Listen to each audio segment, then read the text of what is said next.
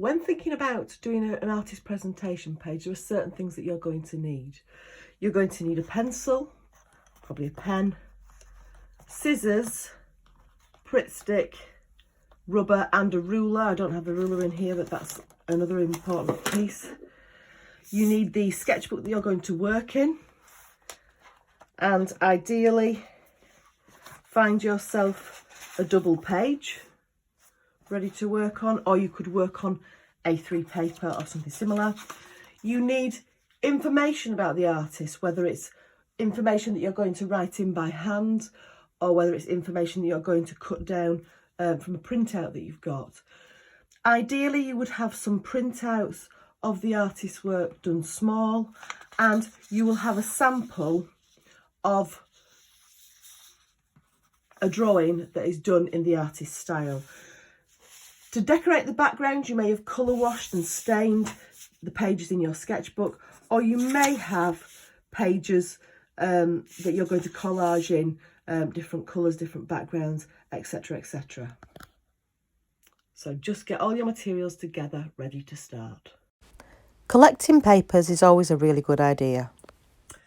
So here I've collected a range of different things that I could use in my presentation. Things that you might find in the recycling that you can reuse and repurpose. I've got things like a pizza box, which I quite often cut to use the card, maybe as a background, or in some way if I've not got paper. Likewise, old envelopes, things that are coming through the post. Old envelopes can be used to work on if you don't have paper. Also, they've got quite a nice pattern on the inside that you can use to rip up and collage down to create different effects. It might be that you have some old book pages or some music pages. You may have even stained some or got some coloured papers that you might want to use. Here I've found an old envelope from a birthday card that's got the red paper, so that might be quite useful. I've got wrapping paper that I may use, and things like newspapers, magazines, things where you might take sections of text and use those as a tone. Here I've got a range of different papers, and I've got different types of things like brown papers, packaging papers, little bits of wallpapers, just tiny little samples, textured wallpapers, bits of things that might be in the attic, in the shed. It may be that, you know, you go to a DIY store and get some samples for decorating and use those afterwards. Everything can be reused. So think carefully about the things that you have around you and how you might repurpose them when you're doing presentation in a sketchbook. The other thing that you might want to do is you might want to get a larger piece of paper or a double page spread in your sketchbook and stain it with coloured inks or food colourings first before you start. So you could have this coloured base before you start to present different things on the surface. It may be that you have something lighter.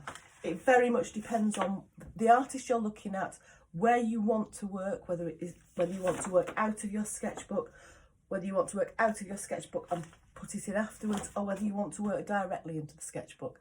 And we will all be different in that. Once you've prepared a background, you're ready to start. Right, so I've got all my bits and pieces ready to start my presentation page. I've got the information. It's either printed out, ready to collage down, or you might have it on your computer, ready to start to copy the text.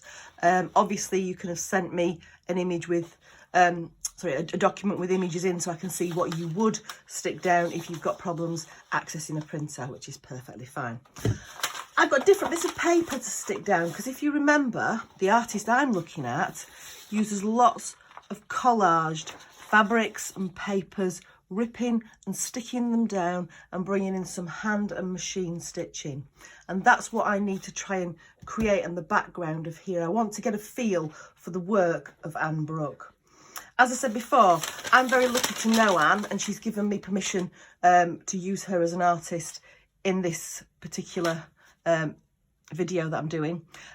So what I'm going to try and do is just have some little wisps of papers in the background that I will then present over the top of.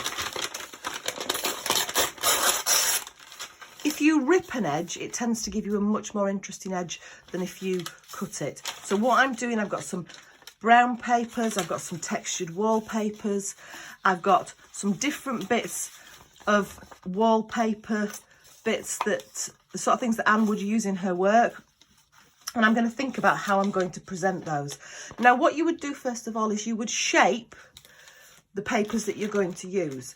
So here I've also got some birthday paper, put a bit of that in there.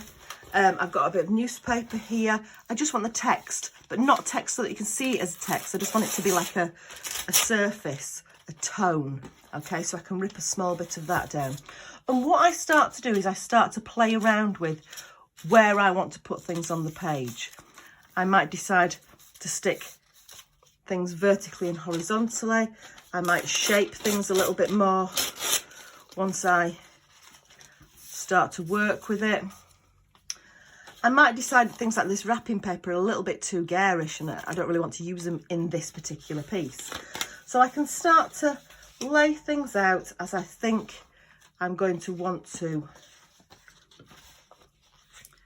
for the final background composition. And on top of that, I'm going to put some of the information, some of the images and the sample or the drawing from the artist's work that I've done. So in this case, I'm ripping and collaging things down because that is what Anne does with hers.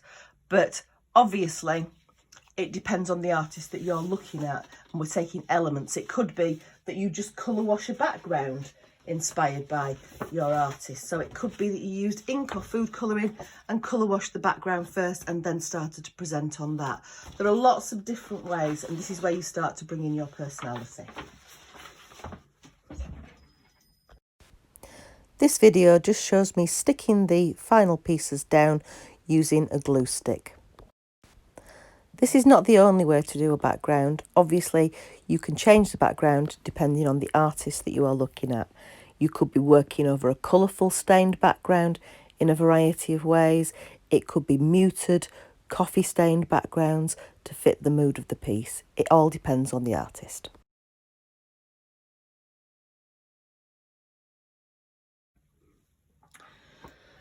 So you've done your background, you've decided what you're going to do with that. It may be that you've left it plain, you don't have to do anything in the background, but if we're thinking about presentation, these are things that can be considered.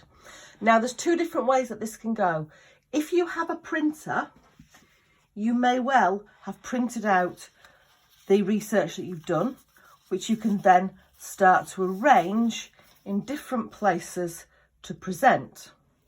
What you would do is you would choose where different things are going to go, decide whether you want to put printed text down or whether you actually want to handwrite it. We're going to leave a space here for the title, whichever way we do it.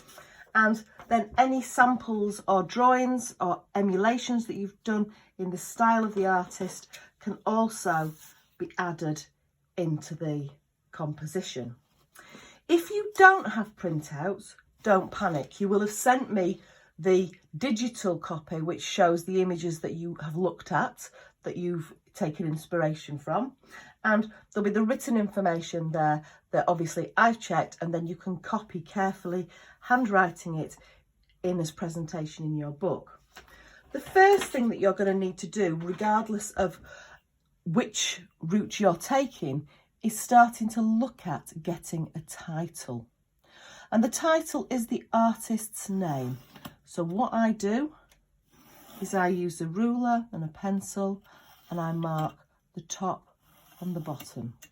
If I wanted a larger title, I might double it up in size, but I think I've got plenty big enough here for what I want to do. Now, like we've done before, we then lightly plan out the middle, like the skeletons of the letters, to fit the top and the bottom of the ruler lines, making sure that we've got things positioned where we want them to be, that they're going to fit on, and that we spelt them right.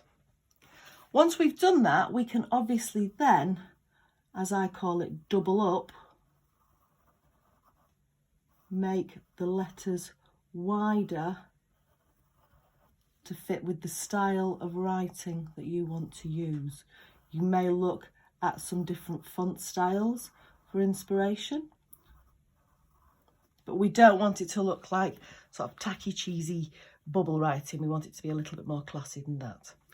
I'll speed it up and you can see what I'm going to do.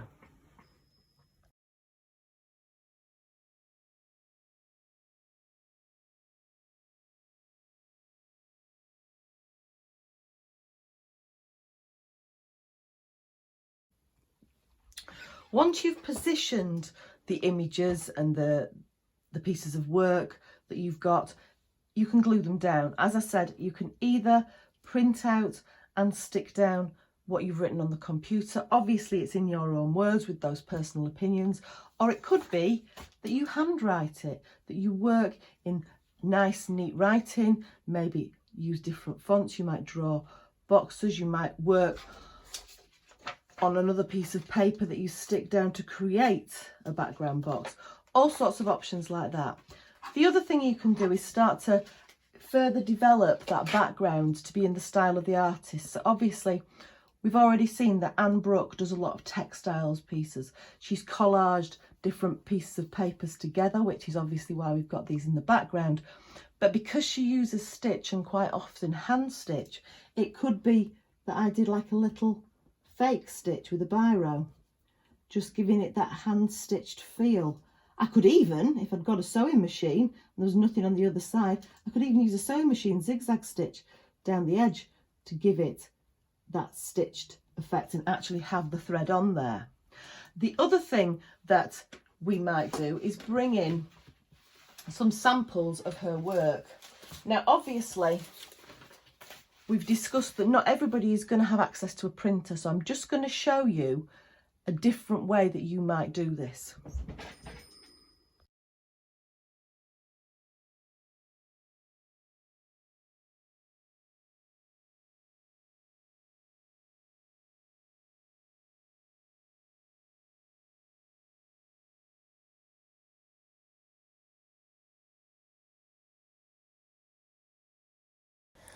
I would want to now bring in the work that I've done. Any samples or drawings that I've done on separate pieces of paper, I can start to include in the layout. I can refine and alter any text or titles. I can start to think about adding colour and maybe stylising some of the presentation. This is the final layout with bits of pencil crayon added and fake stitching.